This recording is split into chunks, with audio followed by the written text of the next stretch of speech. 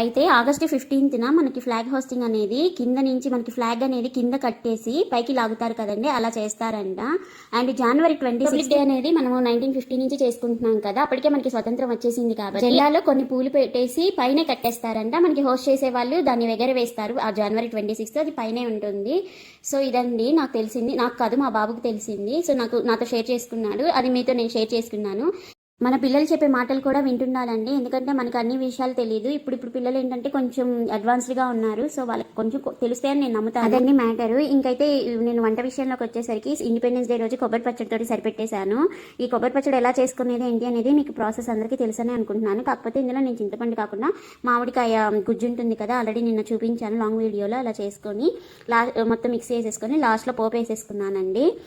మీకు ఎవరికైనా ఈ ఫ్లాగ్ హోస్టింగ్ గురించి తెలిస్తే నాతో కామెంట్ చేసి చెప్పేసేయండి. అంతే అండి వీడియో. ఇప్పటి వరకు నా ఛానల్ని సబ్స్క్రైబ్ చేసుకున్న ప్రతి ఒక్కరికి చాలా చాలా థ్యాంక్స్ అండి. Thank you so much for watching this video. జై హింద్.